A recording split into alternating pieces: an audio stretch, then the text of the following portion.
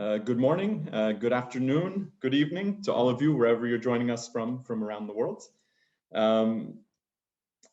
So my name is Will McDermott, and I'm the project coordinator at DCAF, which is the Geneva Center for Security Sector Governance. And I'll be moderating today's discussion. It's my great pleasure to extend to you all a very warm welcome to our events, our HLPF side events on the role of civil society organizations in contributing to peaceful and just societies. At this panel, we will discuss how CSOs have been able to contribute to the realization of SDG 16, its linkages to other SDGs, and reflect on what sort of challenges and opportunities exist for CSOs to contribute to the implementation and monitoring of the 2030 Agenda. I would also like to note that this webinar is being recorded and will be later posted online. So if you miss any points, you can always refer back to them later. Another point is that Spanish interpretation is also being provided, and some speakers will be speaking in Spanish. So please select the language in which you would like to listen to the event today, whether that's Spanish and English. You can do that by, at the bottom of your screen, there's a button that says interpretation. Click that and then click either Spanish or English so that the rest of the event comes in the language that you prefer. And so thank you to all of you for joining us today. I'd also like to thank the Costa Rican Mission to the United Nations for hosting this or co-hosting this event with us at the HLPF, and the Dutch Ministry of Foreign Affairs for their generous financial support of the event, which is part of a larger project that we at DCAF are conducting on linking security sector governance to SDG 16. Without further ado, I'd like to hand over the screen to Ambassador Rodrigo Carrazzo, the permanent representative of Costa Rica to the United Nations, to offer some welcome remarks. The screen is now yours, Ambassador Carrazzo. Thank you very much. And if you will allow me for 10-15 seconds, I'll try to switch into Spanish, despite the fact that my words are written in English, but in order to use translation interpretation, we may make this a short try if you will. Well, is it all right? Thank you. Bueno, a ver si... Well then, let's see if I can address you in Spanish, and if so, let me know if you can hear my interpretation. No? Can you hear my Yes, we can hear perfectly well. Thank you. So I continue in Spanish. Muchas gracias. En realidad, very well then. Thank you very much. In truth, it is a great honor for Costa Rica to work once again with DCAF, with the Geneva Center for Security Sector Governance. Once again, it is also a pleasure to welcome all of the panelists and the participants who join this discussion, which we are going to have to be able to determine and understand why civil society is fundamental in contributing towards peaceful, fair, and inclusive societies. Welcome to all Mexican representatives, the Philippines, and South Africa. They will also present their inputs in that regard. Now, without a doubt, one of the first and most important measures over the health of a democracy is how solid its civil society is. As such, the civil society must be more diverse, more integrated, and if so, the economy will be stronger, as well as order, rule of law, and the way that the democracy itself works. This is a reality that my country, Costa Rica, has always considered as something paramount, as something that is fundamental to the social contract, and we have tried to put that into practice. Certainly, we've had certain limitations, certain difficulty along the line, And we always consider that it is through all of the above that we can truly protect the rights of everybody in our society. Everybody also has a right to participate in the decision making, in whatever happens to their society, in monitoring and surveying how the public sector and public actions develop. They're also able to make requests, to make queries to their public sector governors, and also to participate voluntarily, freely, in many of the work corresponding to the public sector. These are functions that in Costa Rica, we're trying to ascertain to our population, to our citizens, both men and women, so, therefore, we can obtain the best possible governance for all of society. The COVID-19 pandemic has set a precedent in many countries and in many institutions and units, and in all of the individuals involved. It has also affected the headway of or the advances of human rights, the monitoring thereof, as well as of sustainable development. Therefore, we're going through a depression of sorts, if you will, that the pandemic has brought to the work that civil society organizations are carrying out, as well as the work of human rights defenders, including the need from civil society to adapt to this new reality, to this new context, you know.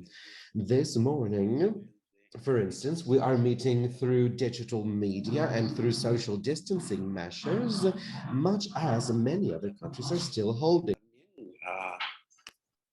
The pandemic has also aggravated the inequalities that we are observing in many countries.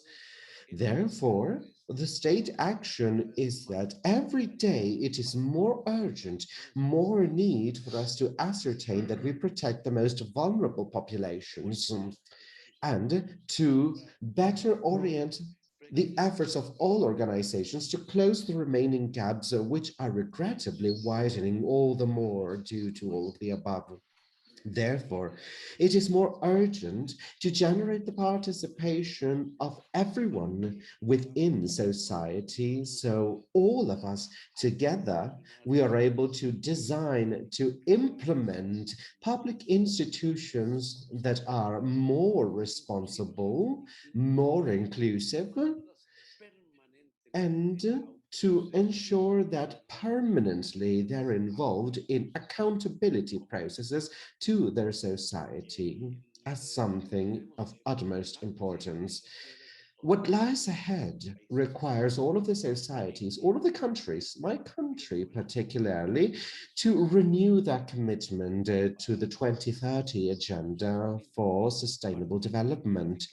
Particularly, we believe that this can be done through SDG 16, through the Sustainable Development Goal number 16, as well as through a better direction, which is more robust all the time, which is better detailed as well, and which is much more solid, leading towards a democratic government, a functional one after all, and towards the primacy of the rule of law. We can't allow this crisis which has so many different stages, all of them critical, to keep affecting the rights of people. We can't let this also bring about the demise of others. We can't let them bring about crisis of governance or crisis of trust in the sector. Currently, this is a unique opportunity for all of us to reconstruct our governance using the 2030 agenda as its north, so we can truly consolidate the commitment that we've made, so we leave nobody behind. We can do this through processes of inclusion and partnership. It is our calling. We think that this is truly our calling to give a voice, to give a role and a responsibility to young women and men who are most vulnerable so they can come to the forefront and help us bring a political leadership and a social consensus which can effectively help us work within societies to generate these development objectives. Costa Rica has opted for a response that generates more voices from within society to speak out in decision-making processes. We include civil society in all processes related to the definition of social protection measures, of women's empowerment, of gender equality, of protection of migrants and refugees. Every day we involve the population more and more in decision-making processes in environmental matters. And that way, we are able to make decisions and obtain results which we consider are better sustained and more well-balanced. But we are also working and providing responses that truly generate the necessary interest, the fundamental interest, mind you, in the satisfaction and protection of human rights in the search for peace and justice and inclusion, all of which is a base or a basis of our country's efforts to achieve that peaceful society that we desire so much, and I'm certain it's not only Costa Rica, but the rest of the world too, we are intensely trying to reduce the multiple categories of violence that are still in existence, including violence against children or gender-based violence. We have decided to promote a culture of peace in which all the communities are able to participate from or throughout the entire process. To be able to have fair societies, it is necessary to invest. It is necessary to generate what in Costa Rica we refer to as houses of justice, in which community leaders are able to participate in internal conflict resolution processes through dialogue, through mediation, through open dialogue, and through the provision of many other basic social services. We work in investment to adapt public services in such a way that at the moment they're able to truly protect the most vulnerable populations, including people with disabilities, including the elderly, and also to support the small and medium entrepreneurs, as well as women who are heads of their own households, and also to help truly face the digital gap, which is another particular priority for us. We know that being connected is a fundamental right of this new century. Everybody should have the possibility and actually the right to be connected, to have connectivity no matter where they are. Civil society in Costa Rica is truly an indispensable stakeholder in the building of an urgent social contract, which our country requires, as well as our democracy. The discussion we will have this morning during the session just goes to show how the civil society can bring the public sector and its society in its entirety into the experience and the knowledge of the playing ground, as well as the ambition that is required for these recovery efforts. The high-level political forum of 2021 gives us that precise space so we can bring all of the stakeholders and their diversity of backgrounds into a multilateral action that seeks to recover in an equitable way of the entire decision-making processes. So, thank you very much for participating in this interesting discussion, and my acknowledgements to the organizers. Back to you. Thank you, Ambassador Carrazzo, for those remarks, and also for being such a trusted partner with us at DCAF at the HLPF. I think this is our third now consecutive side event with DCAF in Costa Rica. So thank you again, Ambassador Carrazzo. This brings me to our next speaker, Ambassador Thomas Guerber, the director of DCAF. Ambassador Guerber, the screen is now yours. Excellencies, ladies and gentlemen, dear colleagues, a very warm welcome to all of you. I would first of all like to thank Ambassador Rodrigo Carazo from the Permanent Mission of Costa Rica and his staff for their terrific assistance in making this side event possible. Let me also thank the Dutch Ministry of Foreign Affairs for both their financial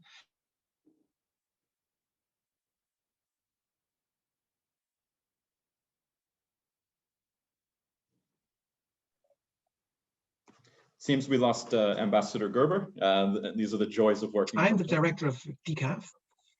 I'm sorry to interrupt. DCAF is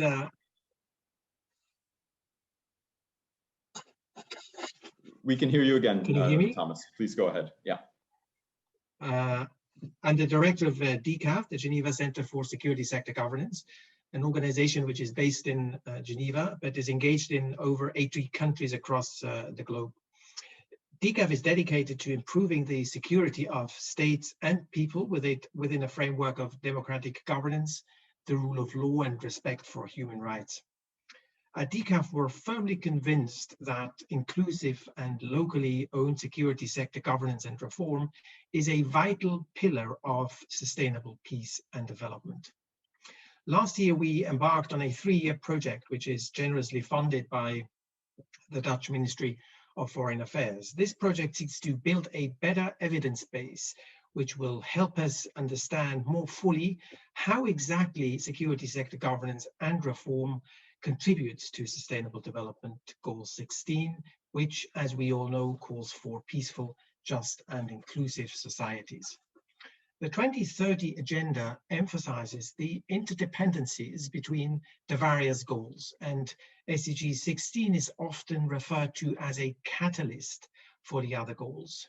Today, we want to explore these linkages between SDG 16 and some of the other goals through the work of 3 different civil society organizations.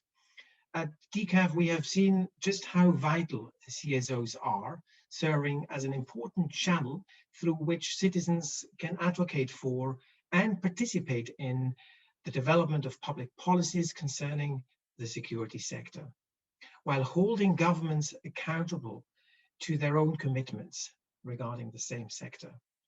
This external oversight role is of critical importance to both security sector reform as well as SDG 16. While it is of course unfortunate that we cannot all be together in New York today, I'm pleased to see that through our virtual platform, we're able to reach out to a much wider and diverse audience than just those present in New York.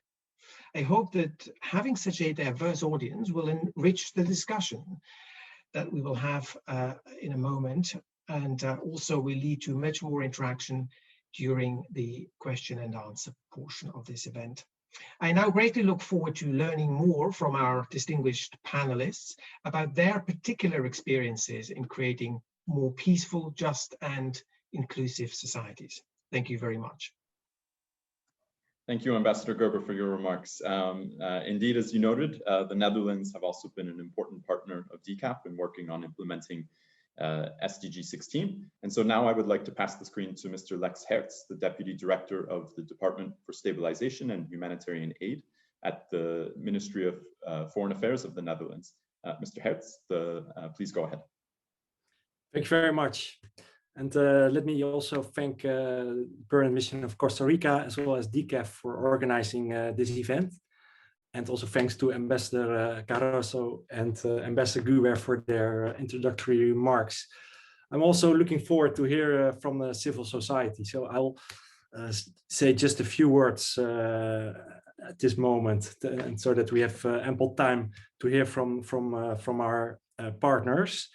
Of course, the 2030 agenda for the Netherlands also offers an enormous transformative potential. And we are fully committed to this global SDG agenda. And as others have already said, intrinsic to this agenda is the recognition of security as a crucial enabler for peace and development, with SDG 16 playing an important role in ensuring this happens in a just and inclusive manner. And I'm really looking forward to hear more from civil society about this, because in the Netherlands, we are very much interested and working on a people-centered security perspective. And we really see such a perspective as central to our approach.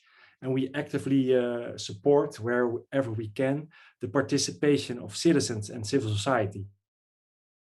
Obviously, but as decision makers, advocates, and overseers of security provisions.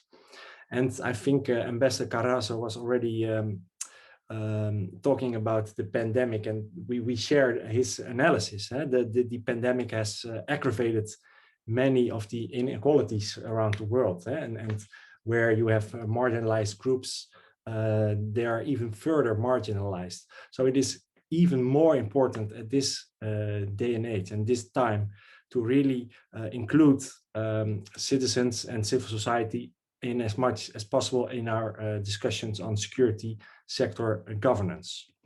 And for us, in that sense, as a goal, it is also important that we are looking for to achieve a legitimate stability. And with that, we mean a stability in which citizens feel represented and secure on the basis of an inclusive political process where there is trust between the state and the population, and where the social cohesion between groups is strong.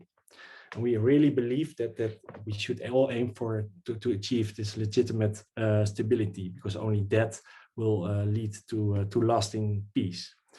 So again, I'm very much looking forward to hear the civil society on these concepts, on the notion of a people-centered security perspective, on achieving legitimate stability. And thank you again very much, DCAF and Mission of Costa Rica for organizing this event. Thank you. Thanks, Lex, for your remarks, and thanks again for your support as well. Without taking up any more time, I just wanted to briefly explain a few more technical notes before we get into the substance of the event and hear from the representatives of civil society themselves. Because this is a Zoom webinar, unfortunately, you all in attendance cannot see one another. However, to overcome this, we would strongly encourage you to make use of the chat. I see there's already been some messages back and forth about the interpretation, but please use it to communicate if you're aware of any publications or any other resources that might be relevant to the discussion. Please share it in the chat. When you do so, make sure to click to and then to all panelists and attendees so we all can see it. And throughout the event as well, we'll also be sharing a variety of resources and publications if anyone would like to dive deeper into any of these topics. So as the speakers are speaking, we'll send some links to resources that you can read up more on them if need be. And then also after the event itself, we will also be sending a recording of the event to all of you, as well as a list of some of these resources in text. So don't worry about sort of saving and bookmarking these files as we send them around. We'll send them to you later on. Also, after the remarks from each panelist, we'll then have a question and answer session. And to submit your questions for the panelists, at the bottom of your screen, there's a button that says Q&A. You click that, you can submit your questions via there. So if you have a question, send it via Q&A and not through the chat. And then you can also see in the Q&A button questions that have been submitted by other attendees.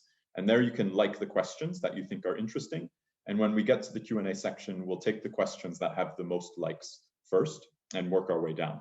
So please submit your questions early so that they can also get some more likes. Yeah, so then we'll take it from there.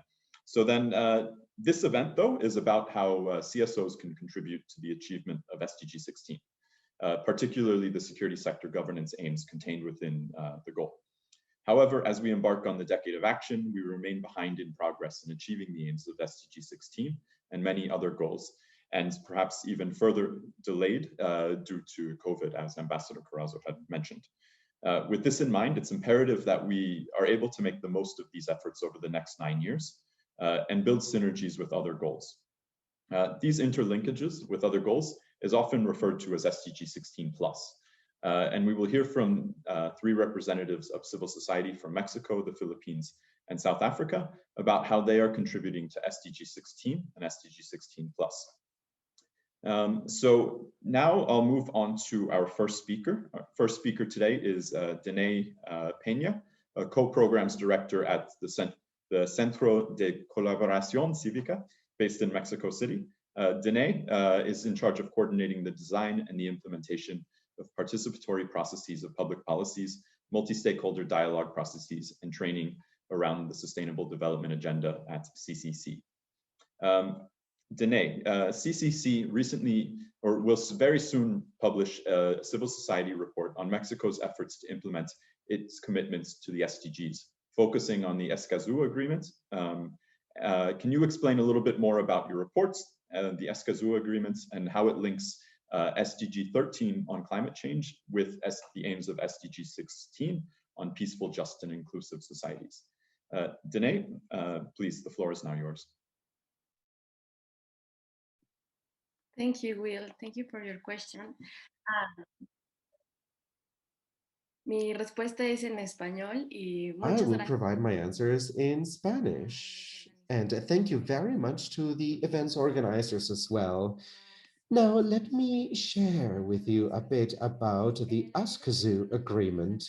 The regional agreement about access to information, public participation, and access to justice in environmental issues in Latin America and in the Caribbean, better known as the Ssgr agreement because it was signed in the city of Ssgr in Costa Rica, is the first multilateral effort that comprehensively includes human rights and climate changes concerns in the Latin American and Caribbean region. It was signed on April 22 of 2021. Access rights establish a link to the SDGs 13, which is climate change action, and SDG 16, which promotes fairer, peaceful, and more inclusive societies, because these are basic rights for the functioning of democracy, sustainable development, and the strengthening of rule of law. The access to information allows to know how and why decisions are made, which can help to reduce corruption and the environmental conflicts in all territories. Access to participation allows to guarantee that decision-making processes are carried out in a more inclusive and representative way, as is mentioned in the SDG 16 goals.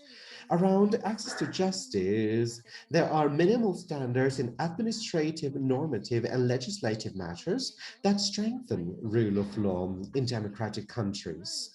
Likewise, one of the most important elements of this agreement, which is truly innovative, mind you, is that it seeks to ensure that environmental defenders can carry out their work without any violence against them or without the fear of being repressed. This is guaranteed by Article number 9 of the agreement.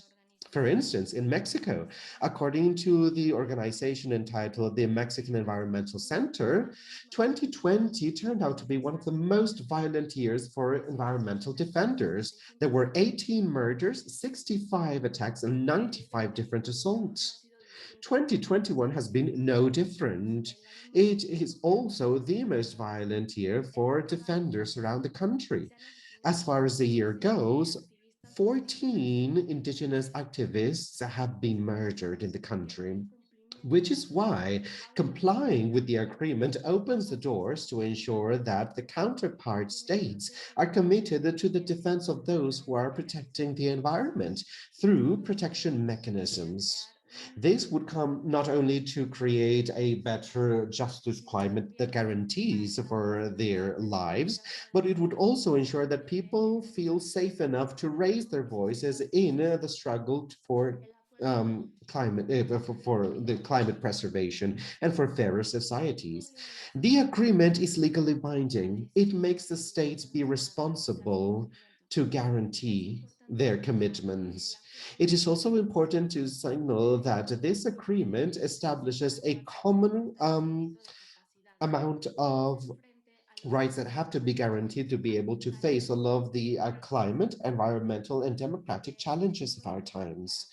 The better moment to act is still today. Thank you very much, Will.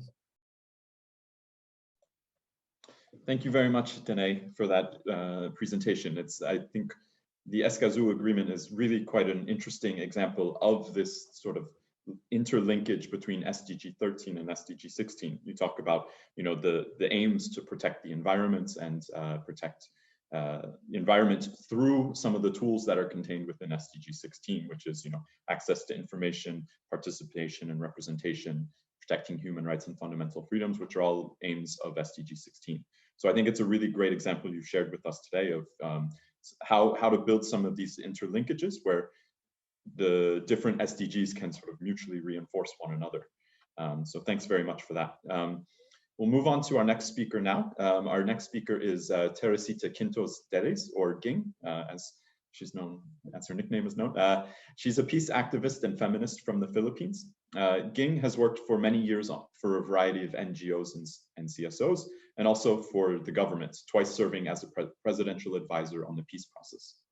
Ging is a founding trustee at the International Center for Innovation, Transformation, and Excellence in Governance, or InsightGov, which seeks reforms that strengthen democratic politics and good governance. And she's also the chair convener of the Women's Pro-Democracy Coalition, Every Woman. Ging, you've recently contributed to a book on a feminist response and recovery plan from COVID-19. Some of the recommendations in your chapter focus on women's participation in security sector governance. From your many years of experience, can you share some best practices with us on how to empower women in the context of security sector governance, and how these efforts interlink with SDG 5, which aims for gender equality, and how it interlinks with SDG 16? Please, the floor is now yours. Thanks. All right. Thank you, Will. This is actually, fortunately, the worst time to look for best practices in the Philippines.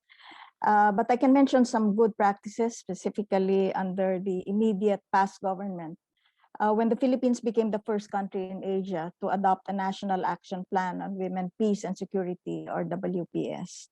I'd like to speak first of all about the unprecedented level of women's participation in the Bangsamoro peace process, where women, mostly crossing over from civil society, occupied key roles, such as those of cabinet oversight, government's chief peace negotiator, the panel's chief legal counsel, and government's co-chair on normalization, which covers the post-conflict security and development provisions, including on the decommissioning of former rebel combatants and a transitional justice component.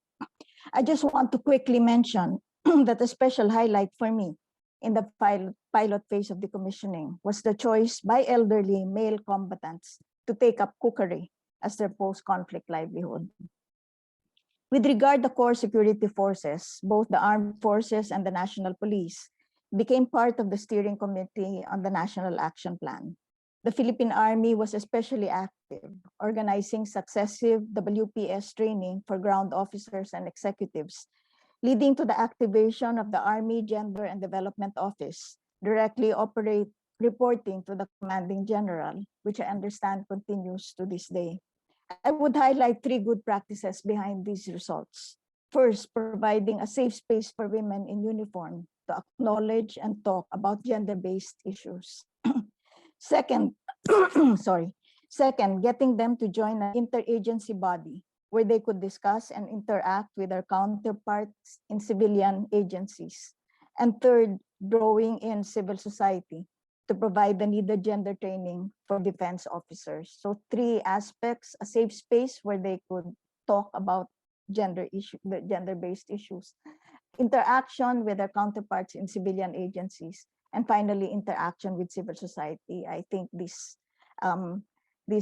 factors work to push women in the army to really embrace the agenda of women, peace, and security. I will stop here. Thanks very much, Ging, for that remark. It's another, if I can echo some of the similarities between Danae's presentation, the Women, Peace, and Security, Security Council Resolution 1325 on women, peace, and security is also another really good example of, one of these bridges between the different SDGs, uniting gender equality and the sort of peace and justice aims of SDG 16. And so thanks for sharing that example with us and how it relates to the Philippines. So our next speaker and our third speaker, last but not least, is Louise Edwards. Louise is the Director of Programs and Research at the African Policing Civilian Oversight Forum, or APCOF, which is based in Cape Town in South Africa. A lawyer by trade, she spent the past 12 years supporting the drafting and implementation of continental and regional legal standards for human rights and policing in Africa. Louise, your organization APCOF has been closely involved in working with the security sector to deliver on its SDG 16 commitments. But with the majority of people living in urban environments, the need to foster safer cities is critical, which is what SDG 11 aims to address.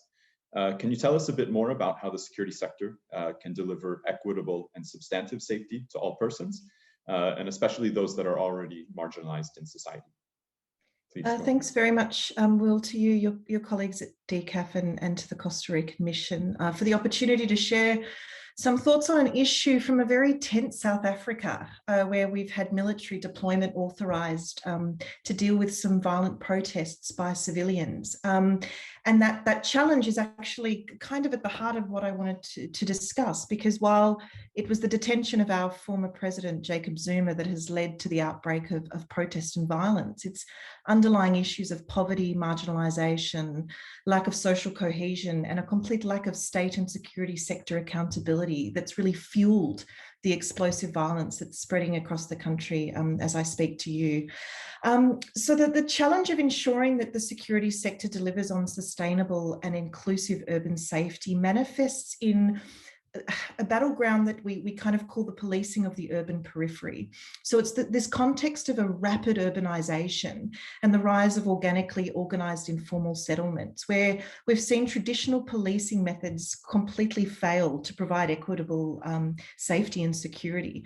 So when we think about traditional styles of policing here, I'm thinking of things that are quite reactive and punitive approaches to crime and violence that involve profiling, which is quite discriminatory, and methods that render these law enforcement institutions largely unaccountable at a community level. And so there's been a lot of research and practice, and there should be some publications shared in the chat box with participants in this webinar that confirms that these traditional policing practices don't work to achieve safety, and for many reasons are actually actively counterproductive to that goal in the context of policing the urban periphery. So what we're seeing are limited resources allocated to development and policing issues in this area, the safety needs of residents not being heard and not being prioritised by the police. This leads to a breakdown in the trust of the relationship of trust between the police and the communities. And as we're seeing it play out in South Africa now, a complete crisis in legitimacy of the police and the state. And in order to address that lack of authority, we need to begin to unpack and address the socioeconomic and the safety issues. So looking at it in terms of that intersection between goals 11 and 16, the consequence is this: if we're not addressing urban safety as envisioned under goal 11, and all of the developmental challenges that underpin it, like exclusion, structural poverty and discrimination, we're in trouble, because these are all risk factors, known risk factors to drive violence and crime. And if they're left unattended, we're going to have an impact on the ways in which we're able to achieve, for example, target 16.1 on reducing murder rates, target 16.3 on access to justice, And that's because the more structurally isolated you are from safety, security, and justice services, the less likely you are to achieve remedies. And so a lot of work has gone into understanding a developmental response to community safety that would underpin the achievement of Goal 11. And the key is that it is not just a security sector and a policing problem. It's something that requires other social competencies to invest in, like health, education, social development. So police really need to be more vocal about the difficulty in tackling safety issues in the urban periphery, how multi-sectoral it is, and to pressure other departments and particularly local government to begin to address areas of risk and resilience for safety in the urban periphery. Thanks, Louise. Touched on a lot of really great points, highlighting this sort of interlinkage between urban safety and peace, justice, and strong institutions, which is the aim of SDG 16. We also touched upon a lot of the others about reducing inequalities, which is SDG 10. The need for this wider appreciation of how do we reduce crime and how do we make safe societies, which is through health, education, poverty reduction, which are other goals contained in the agenda. And I think it really hammered home the points of this axiom of you can't have peace and security without sustainable development, and you can't have sustainable development without peace and security. Really interlinking these two concepts they're sort of mutually reinforcing of one another. You can't also just have only peace without sustainable development as well, and only sustainable development without peace. You need the two together to sort of contribute to the achievement of both. And so thanks, we sent out some resources, and I'm really appreciative that other people are taking the opportunity to also share some resources and publications. And so with that in mind, we'll shift our focus a little bit to focus on another resource that we at DCAF have recently, we've been working on over the past year, which is to launch a new publication we've done on looking at the voluntary national reviews that states have submitted over the past, between 2016 and 2019. So it's about 150 voluntary national reviews to see how states conceive of the security sector and security sector governance and reform within the sustainable development agenda. And so I will now pass the floor to my colleague, Alex Periphery, who is the lead author of this study, to report on some of the key findings of it. So please, Alex, the floor is now yours. Thank you, Will. As you mentioned, in the context of a larger project on SDG 16, DCAF conducted an analysis of the voluntary national reviews, the Vnrs. For those who are unfamiliar with the Vnrs, these reviews are a central part of the follow-up and review process of the 2030 agenda. They allow states to inform on progress made towards implementation of the SDGs and permit the sharing of experiences as well as joint learning with a view to accelerating the implementation of the 2030 agenda. As their name indicates, the Vnrs are voluntary, they're also state-led, and the process is encouraged to be inclusive, involving multiple stakeholders. Yesterday, this process began again at the HLPF, and today 7 countries, Angola, Antigua and Barbuda, Cuba, the Marshall Islands, Nicaragua, North Korea, and San Marino will all present their Vnrs for the first time. Now, because the Vnrs provide a snapshot of experiences and progress made towards implementation of the SDGs, they also constitute a valuable record of policies and measures. With that in mind, at DCAF, we conducted a study based on a systematic content analysis of Vnrs produced during the first HLPF cycle, so between 2016 and 2019, with the aim to better understand whether Vnrs refer to security sector governance and reform. Today, I will briefly present some of the main findings of this study, and I will keep them centered around 2 themes. The first one is references to security actors in the Vnrs, and the second one is Ssgr in the reviews. So we first looked at security actors and whether they are mentioned in the Vnrs. We found that there's considerable variation across reviews in terms of the extent to which security actors are referred to, and the type of actor referenced. For instance, we found that the police were cited far more frequently than any other actor, with nearly 70% of Vnrs mentioning it at least once, and approximately a third of reviews including at least 5 such mentions.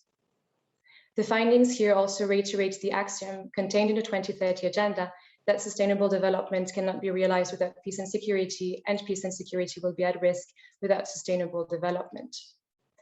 In addition to this, we also found that even though the role of security actors in the SDGs is inherently linked to SDG 16, their contributions also extend beyond this goal and to other issue areas across the sustainable development spectrum.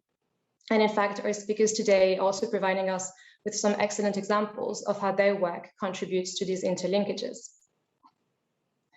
Now, turning to references of Ssgr in the Vnrs, our study finds that only a very limited number of Vnrs make explicit reference to Ssgr by using the terminology security sector reform or security sector governance. In fact, we find that only 5 Vnrs mention security sector reform.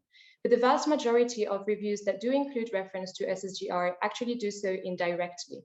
And in that respect, our study finds that 41% of Vnrs refer to Ssgr in some way. A few examples are Fiji's 2019 Vienna report, which highlights some of the actions undertaken to tackle violence against women and children, as well as to reduce the risk of torture within the law enforcement and detention sectors. Canada's 2018 VNR also reflects the efforts to enhance the accountability and effectiveness of security and intelligence agencies and to improve the inclusion of women and underrepresented constituencies across its national security sector. And Tanzania's 2019 VNR points to efforts towards engaging in community policing. Overall, it's a positive sign that approximately 40% of VNRs in the first cycle of the HLPF refer to Ssgr in some way, but the findings also suggest that there's potential for expanding further on the role of Ssgr in the VNRs, not only by including them in a higher number of reviews, but also through more substantive reporting. Today, I've presented you with some of the main findings of our study on Ssgr and the VNRs, but I invite everyone to have a look at the whole publication, which will be shared in the chat box. As I also mentioned earlier, this study is part of a larger project on linking Ssgr and SDG 16, and we've already published a number of resources on these linkages, including a study that details the theoretical and normative links between these two fields.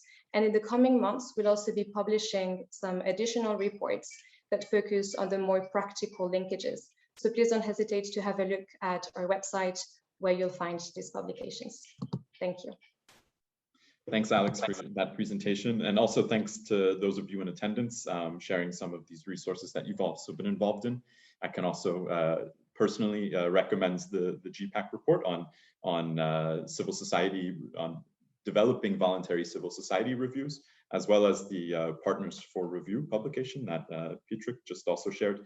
They're very useful resources. And again, we'll be sharing these with all of you. We'll compile the resources that are shared in the chat and send them out to all of the attendees. So don't worry about collecting all of these publications in different tabs right now, but we'll send them to you later as well. And so thanks also, Alex, for that presentation. I really do recommend you guys also check out that publication, which we just published today. So it's fresh off the press. There's also quite a few more conclusions that Alex didn't have a chance to get to that are quite interesting, that I think you might benefit from reading. It also serves as a nice segue to move to the next focus of the event today. And with the VNRs as the primary reporting mechanism within the 2030 Agenda, I was hoping to learn a bit more about how CSOs can still ensure that their voice and their contributions are heard and feed into the VNRs. In addition, CSOs are not only contribute to the implementation of the SDGs, but they also hold governments accountable to their commitments and monitor their promises on implementing the 2030 Agenda. So first I'll move to Louise. You've helped Statistics South Africa in the development of a local indicator framework for the SDGs, as well as working with CSOs to sensitize them of their role in monitoring the government's commitments to SDG 16. I was wondering if you had any thoughts on how CSOs can get more involved in this monitoring role and contribute to SDG 16.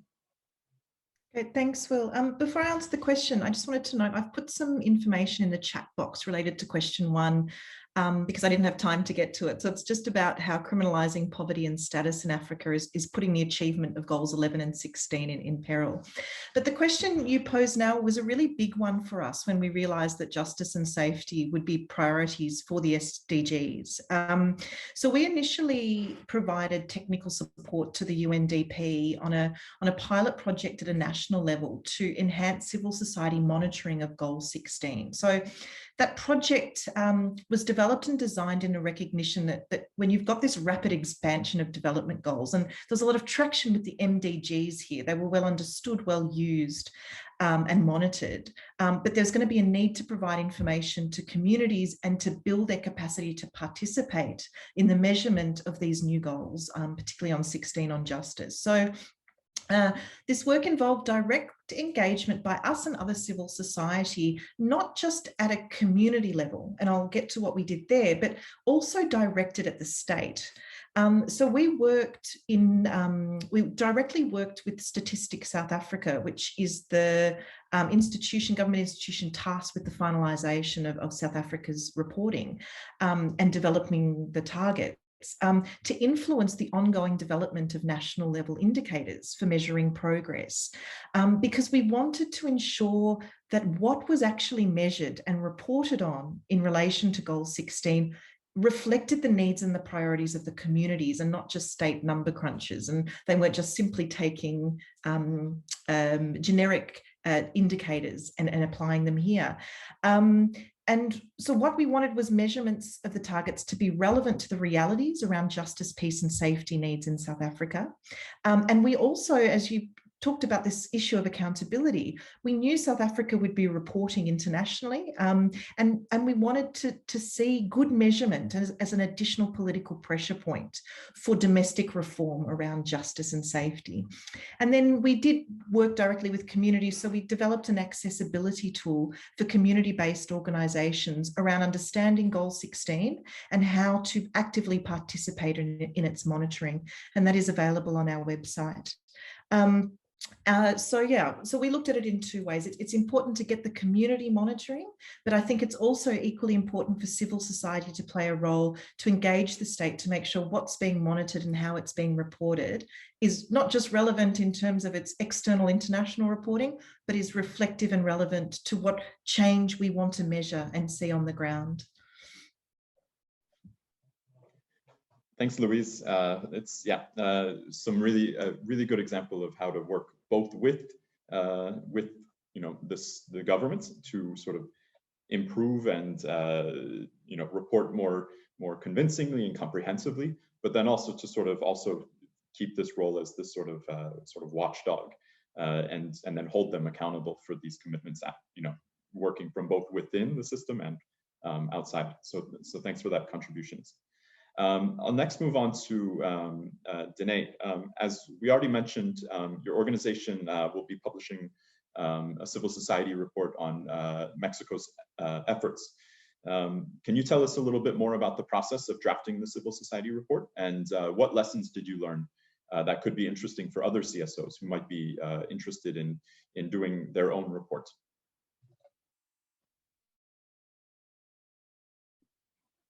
Muy bien, gracias, Will. Sure, thank you, Will.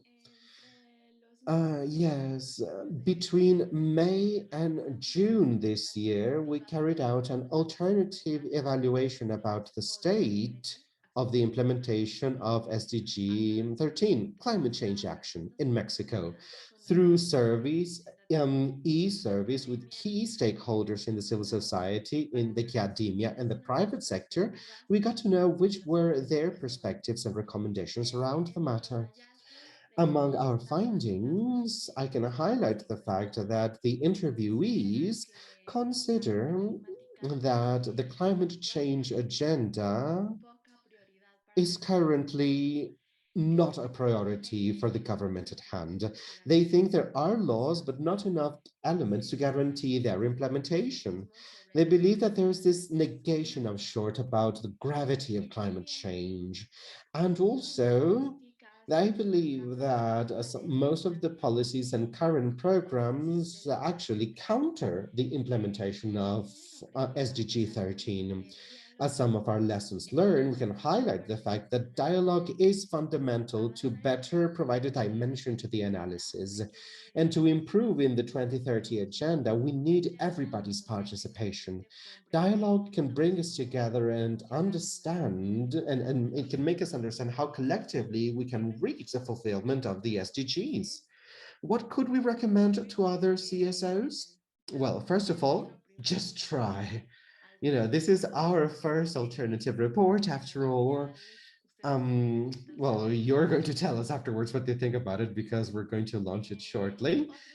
Another important thing is representation. As much as you can and as many resources as you can devote, make sure to include as many voices as possible in your process and include a multi-sectoral process with a gender focus. Also, it is necessary to work hand in hand with other organizations so you don't duplicate efforts and generate competition, right?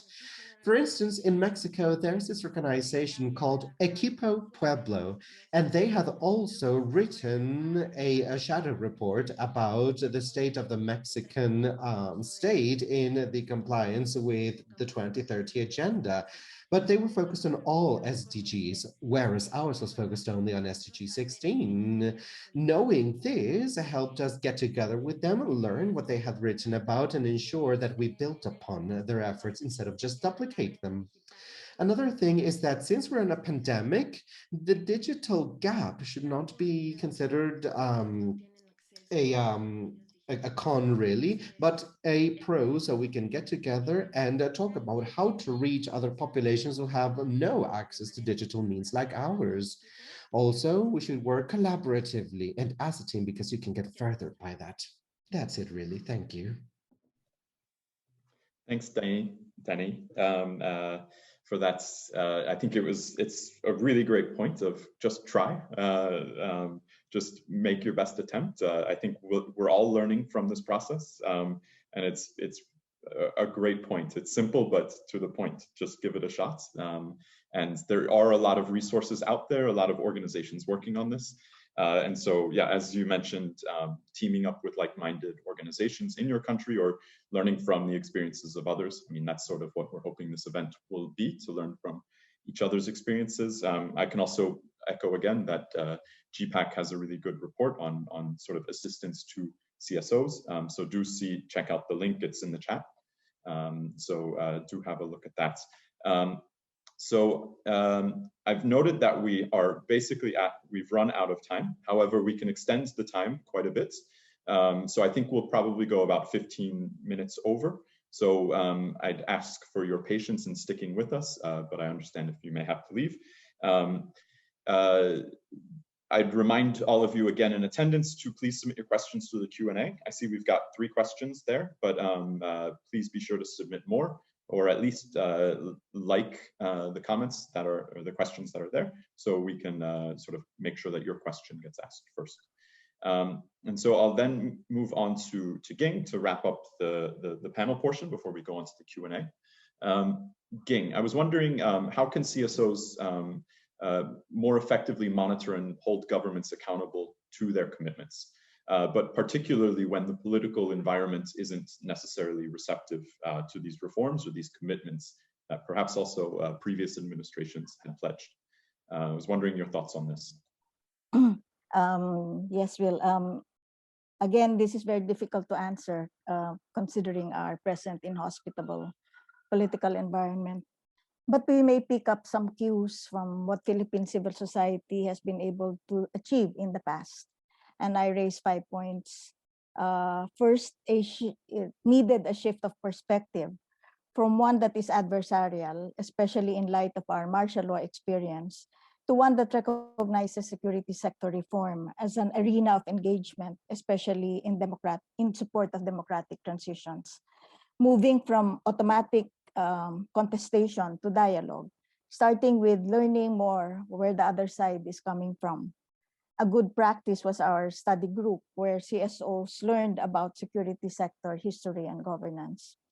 Second is identifying allies and growing a shared constituency with other democratic oversight bodies, such as the legislature, media, and the academe, also with local governments, and even with retired military officers. With allies, information and advocacies are shared. Third, the actual accompaniment of security forces to ensure compliance with security agreements covering conflict situations. In the Bangsamoro process, peace advocates joined peacekeeping missions by the two parties. This helped build trust across all parties concerned and helped provide an enabling environment for peace negotiations. Fourth, finding entry points to lodge civil society advocacies in defense institutions. Military and police academies and colleges offer good platforms for CSO reform work. Multi-sectoral advisory bodies may be pushed from ceremonial to substantive roles. Fifth, reliable data gathering and regular evidence-based and fair reportage. I believe fair reporting will eventually find a receptive audience, even including within the security sector. In the face of constricting political space, these avenues may close. Civil society needs to remain vigilant, continue to develop allies and safe platforms for reliable data and evidence for future accountabilities, if not now. For surely a time of reckoning will come. I think that is the promise.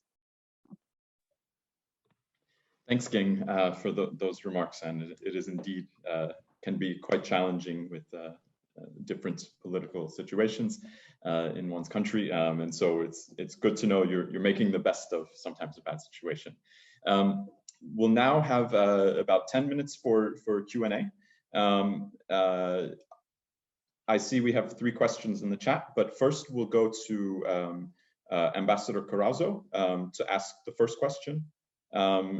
I'd also ask Danae and Louise and Ging as well to please turn your cameras on for the Q&A portion, but we can mute and unmute your mics. Fortunately, this will facilitate a bit more of a discussion environment. So Ambassador Carrazzo, please go ahead. Thank you very much. I said I would make a comment and then ask a question. The comment is, well, I've been having a long mileage in many facets of life, private, professional, political, and so on.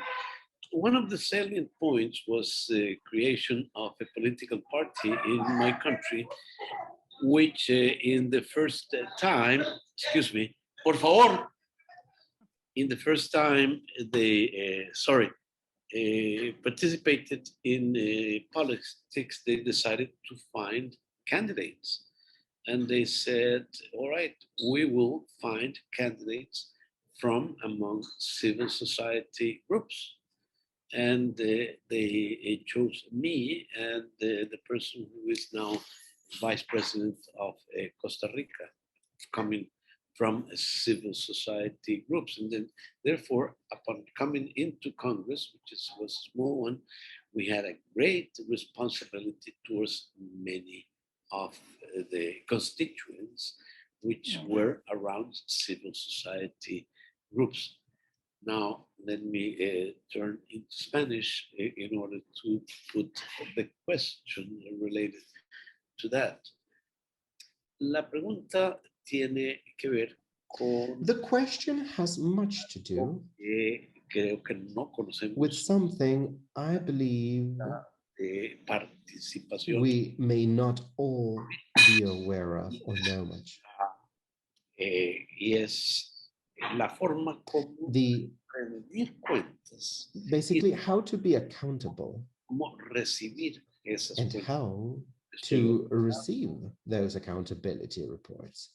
Poderante, como apoderado más bien de un... You know, as people who are great stakeholders, De volver a darles cuenta de mi función. we As stakeholders that we are in this process, ¿Cómo habría de dar yo esas cuentas y we need to understand how these accountability processes have to happen and how they should be rendered to the different stakeholders. So these processes are of the utmost importance. I mean, how can a methodology for that be developed, really?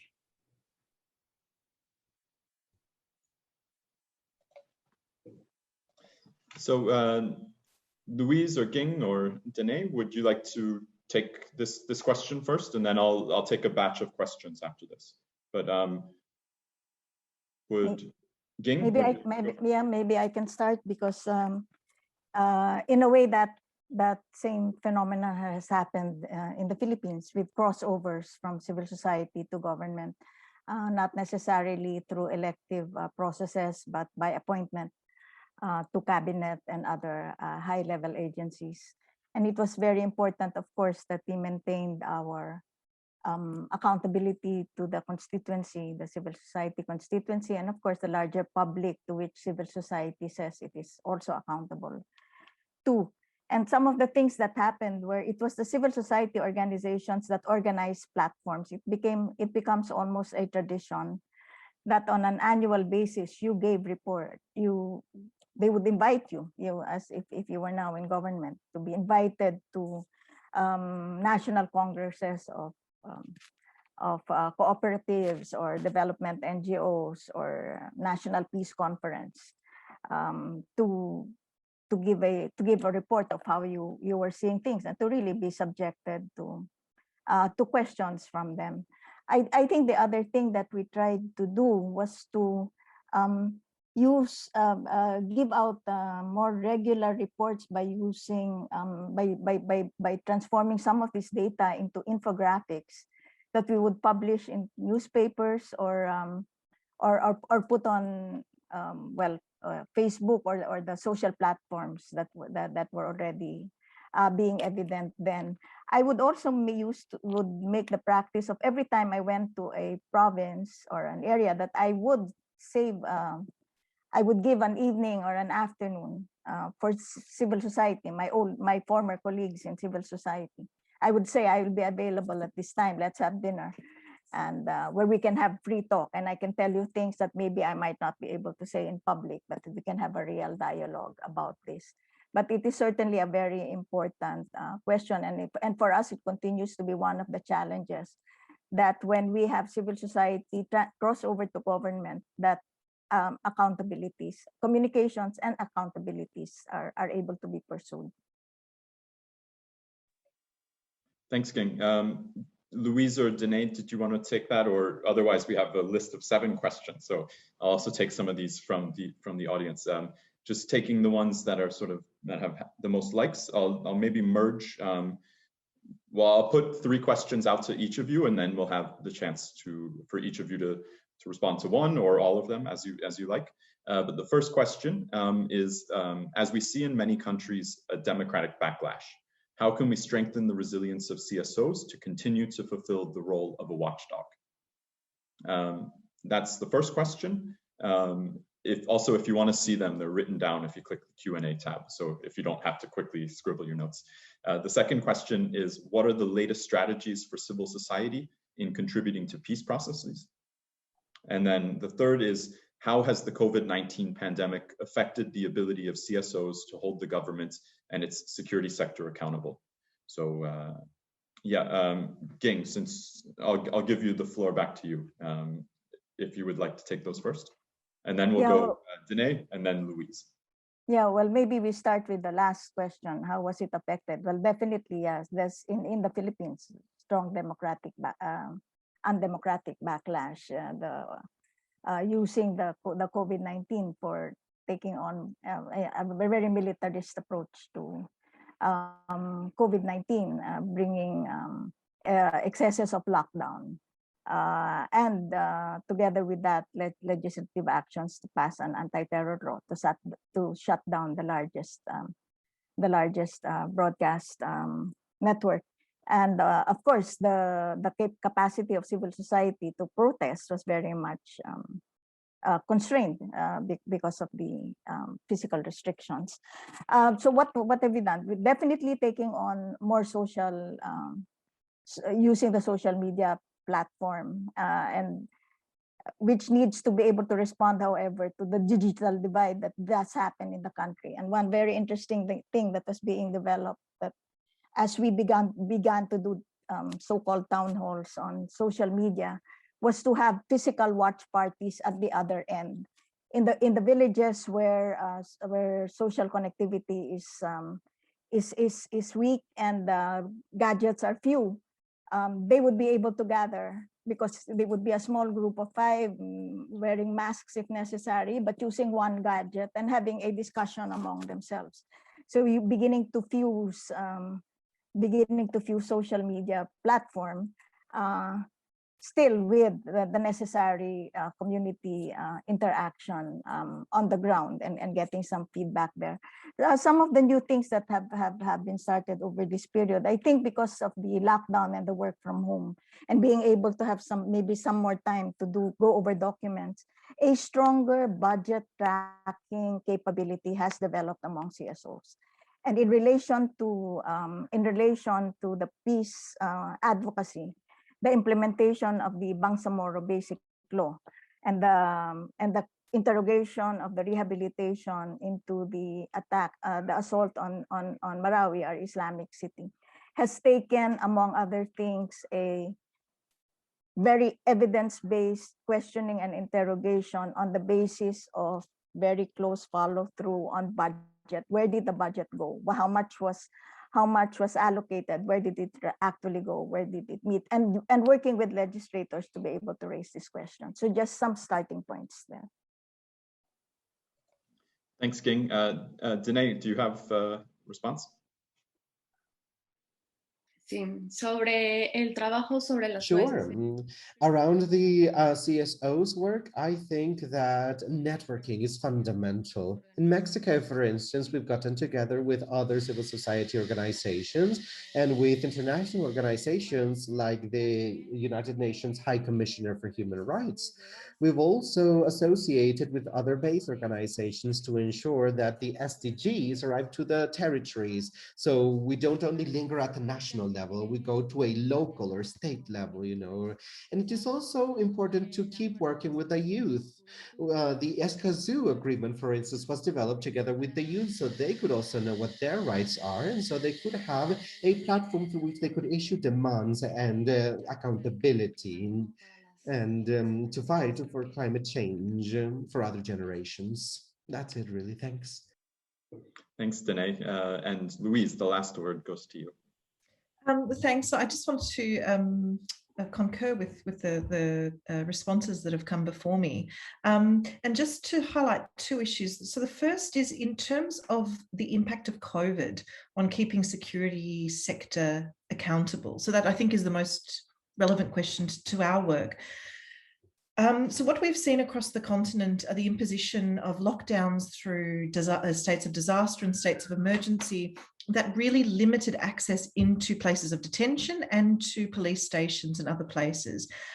So from a practical point of view and a legal point of view, there's sort of 2 things that have come out of that. From a legal, there's going to be an African regional response to what was seen as an unacceptable limitation on access and monitoring of security sector forces under states of emergency and disaster.